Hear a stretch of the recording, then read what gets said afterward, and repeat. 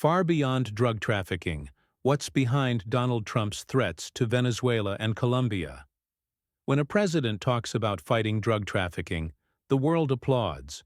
But when that same president deploys naval fleets, authorizes covert CIA operations, and threatens two countries on the same continent, something much bigger is happening. The headlines show the chaos. Behind the scenes reveal the underhandedness. And in this video, you'll understand what almost no one is saying: the real reason behind Donald Trump's new advances in Latin America. Because it's not just about drugs, nor politics. It's about power, the kind that doesn't appear in speeches, but that decides the course of nations. What's at stake is control of a strategic region, rich in energy, sea routes, and global influence. And while the world looks to the Middle East, the game is moving silently in the Caribbean. So stay until the end, because what you'll discover here will change the way you view the global geopolitical landscape. Before we begin, take advantage of, like the video, subscribe to the channel and activate the bell here. We don't state the obvious. We reveal what's behind the scenes of power.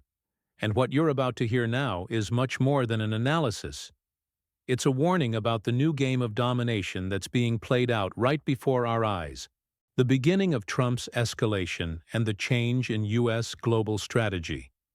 There are movements in international politics that, at first glance, appear to be simple power grabs, but deep down reveal the beginning of a quiet reconfiguration.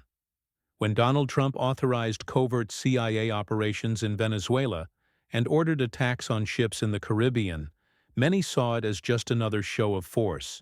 However, a closer look reveals something larger: the reshaping of America's military presence in the world. Like a chess player gathering his pieces for a decisive move, Trump appears to be repositioning the United States on a global chessboard in turmoil. Behind the scenes, defense reports and strategic analyses were already pointing to the exhaustion of the American model of war on multiple fronts. Long wars, billion-dollar costs, fragmented international support, all of this led to a clear realization. The superpower needed to reorganize its forces to avoid succumbing under its own weight. The gradual withdrawal from the Middle East and the reduction of military focus in Asia reflect a pragmatic, almost surgical choice: strengthen what's nearby before confronting what's far away. It's like someone who understands that before dominating the world, they need to secure their backyard. Trump, with his direct and unpredictable style, understood something many leaders forget. Power isn't just about occupying territory. It's about controlling narratives and influence. By targeting Venezuela and Colombia, he's sending a double message, both to his external adversaries and to his own electorate. The message is simple yet powerful. The United States is back in command, redefining priorities and testing new frontiers. Interestingly, while the world watches the Caribbean, the real game seems to be taking place elsewhere. And that's when we begin to understand why Trump is turning his attention to the old American backyard. History has a curious habit of repeating itself, sometimes not as tragedy, but as strategy. The Monroe Doctrine, formulated in 1823, stated that America is for Americans.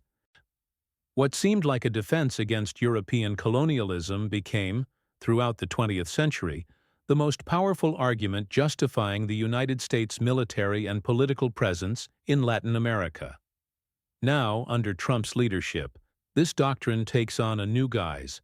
It's no longer about protecting the continent, but about reasserting dominance over it. It's as if Washington were telling the world, "Our backyard is under surveillance again." Trump saw the military repositioning in Latin America as a dual opportunity: to reduce attrition in conflict-ridden regions like the Middle East, and at the same time, reinforce its presence in the Caribbean and the South Atlantic. This maneuver, while seemingly purely a matter of defense, has economic and symbolic implications. Whoever controls the surrounding area controls the routes, the resources, and the geopolitical narrative. The movement of ships, planes, and troops in the region is not an isolated gesture. It is a clear sign that the U.S. is once again prioritizing its strategic rearguard, resuming a discourse that had been forgotten since the Cold War. In practical terms, it's a containment move. With Russia and China strengthening ties with Latin American countries, the United States is once again acting as hemispheric watchdog. And, curiously, this is happening at a time of global crisis, when maintaining influence is costly and losing symbolic territory is even more so. It's like an empire trying to ensure that, if the castle collapses, the surrounding garden remains intact. The problem is that, this time, the garden has learned to flourish without needing a gardener, and this completely changes the game Trump is trying to play.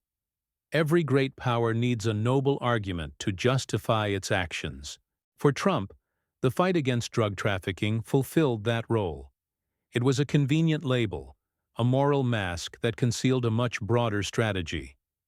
Talking about drugs generates consensus, fear, and urgency, three perfect ingredients to justify military and diplomatic actions.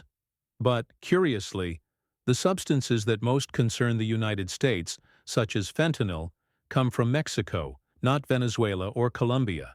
The war on drugs, in this case, serves more as a symbolic narrative than as a real security operation.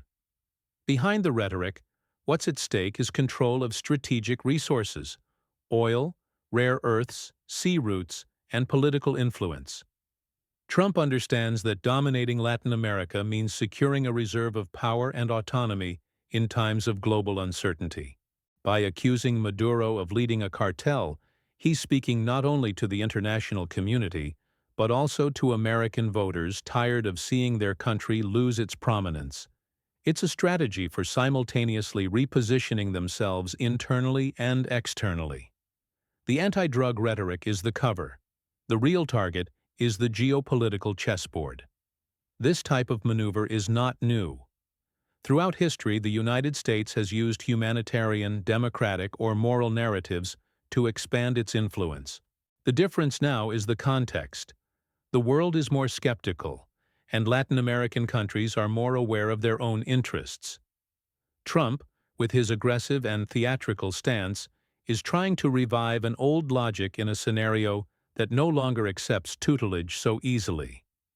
And while the moral discourse echoes in the headlines, regional alliances begin to move quietly, foreshadowing the resistance to come. Reactions in Latin America were swift, and, perhaps for the first time in decades, were not accompanied by submission. Venezuela, far from intimidated, signed military and energy agreements with Russia. Colombia, under Gustavo Petro, announced revisions to its cooperation with Washington. And Brazil, even under pressure, stood firm in its decision to prosecute those involved in the January 8th attacks. Small gestures, yes, but they represent something much greater: the loss of automatic obedience to the voice of the North. The American giant still speaks loudly, but it no longer dictates the rhythm of the music. This shift reflects a new regional consciousness. For decades, the United States invaded countries, financed coups, and controlled economies under the guise of defending freedom. Today, this type of gunboat diplomacy seems anachronistic. The multipolar world, with the rise of China, India, and the BRICS, has opened up new avenues for negotiation and power. What was once a monopoly has become an open market for alliances. And Trump, accustomed to dictating the rules, finds himself facing a continent that has learned to negotiate, and worse, to say no. This is the turning point in recent history. American hegemony, once unquestionable, begins to erode, not because of a major military confrontation, but because of something more subtle: independence of thought. When countries realize they can have multiple partners and that power is distributed, unilateral influence loses its meaning. It's like a household where everyone once depended on a single provider, until they discover they can cook for themselves. And this self-sufficiency is what threatens the old empire most, far more than any Colombian ship sunk in the Caribbean. While the public eye focuses on Trump's bravado, Another, quieter and more refined game is being played in the shadows of the South Atlantic. France maintains permanent troops in French Guiana, a small piece of Europe nestled in South America, guaranteeing a military presence and direct access to strategic resources. The United Kingdom, for its part, maintains bases and garrisons on islands that form an arc of surveillance over ocean routes, a kind of control collar that closes off the Atlantic. These movements, combined, create a geopolitical belt that limits the entry of new actors, especially China and Russia. This network of military presences is the invisible skeleton of modern domination. It's not necessary to invade to control. It's enough to be nearby, observe, and decide who can pass. Trump, by intensifying naval operations near Venezuela, fits into this logic of containment. It's a way of saying, we're still in charge here, even if actual control is now more symbolic than effective. Military power today functions as a floating border. It's not about conquering territories, but about preventing others from conquering them. This configuration reveals a world in transition. While traditional powers attempt to preserve their circles of influence, new economic and political hubs are rapidly emerging. Latin America, in this context, finds itself at a strategic juncture between continents, roots, and interests. The challenge is clear: remain a spectator or become an active player. But this requires more than territory and resources. It requires political will and regional cohesion. And this is precisely the piece the continent is still trying to fit into. Sovereignty isn't just a diplomatic concept. It's a matter of identity. It's a country's power to say no when the world demands it say yes. Yet in Latin America, this word still rings fragile. The region's armed forces were largely born under the influence of external powers, trained and equipped with foreign technology, and shaped by doctrines not written by them. It's like trying to protect your own house with keys that belong to someone else. Military independence, therefore, has always been more apparent than real. This dependence creates a dangerous paradox. Internally, the military sees itself as guardians of the nation, often above civilian power. Externally, it remains subordinate to the logic and interests of the countries that train it. The result is diluted sovereignty. Governments that try to make decisions, but armies that obey other commands. American influence over strategic thinking in the region remains profound, and Trump knows it. His rhetoric of hemispheric security resonates precisely with those sectors that have historically seen the U.S. not as a threat, but as a reference. This disconnect between political discourse and military practice creates strategic incoherence. While foreign ministers defend diplomatic autonomy, generals participate in training and joint operations with foreign powers. And it is in this gap that true sovereignty is lost. A country without political control over its defense power is like a body that acts reflexively, not voluntarily. To change this, Latin America would first need to reprogram its own geopolitical mind, and this requires courage, unity, and a new worldview. Behind every patriotic speech, there's always a map of resources. The South Atlantic, for example, is much more than a blue stripe on the globe. It's a vital artery through which oil, minerals, and trade routes connect Asia, Africa, and the Americas. It's there that power is measured in ships, submarine cables, and exploration concessions. Trump knows this, which is why he reactivated the Fourth Fleet, stationed in Florida, under the guise of combating drug trafficking. In practice, it's about ensuring a constant presence in a strategic zone, disguised under the guise of maritime security.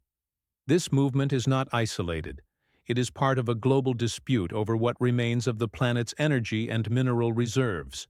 Oil, gas, lithium, niobium. Everything that fuels the modern economy is concentrated in unstable or politically vulnerable regions. Latin America is one of these coveted jewels, especially at a time when the energy transition is redefining the value of natural resources. By strengthening its fleet and expanding the reach of naval operations, The United States seeks not only to protect the Western Hemisphere, but also to ensure that no one else protects it in its place. Trump's speech, however inflammatory it may seem, carries a cold calculation. Controlling the routes is controlling the future. Whoever decides where ships pass also decides the price of energy, technology, and even political stability. It's a silent power play, one not with speeches, but with presence. And while the world debates the morality of American actions, the White House draws invisible lines on the map. Lines that, little by little, reshape the continent's destiny. Far beyond drug trafficking, what's behind Donald Trump's threats to Venezuela and Colombia? Ultimately, what appears to be a war on drug trafficking is actually a war for influence. What sells itself as protection is often control. And what presents itself as defense is, at its core, a form of domination. Trump has merely reignited an old fire, the one that turns countries into pawns and peoples into strategies. But the question remains, will Latin America still accept this role, or has it finally learned to move its own pawns? Every ship relocated, every tariff imposed, every covert operation carries a silent message about who truly controls the hemisphere's destiny. And perhaps the greatest lesson from all this is realizing that power isn't just military, it's also psychological. It's about who dictates fear, who controls the narrative, and who has the courage to challenge the status quo. Because in a world that changes every day, silence can be the most dangerous form of submission. Now tell me, do you believe Trump's strategy is just a security issue, or is there something much bigger behind it? Leave your opinion in the comments. I want to hear what you think about this new global game. And if this video made you think, like, share, and subscribe to the channel here, we reveal what the news is hiding. And the next episode promises to go even deeper.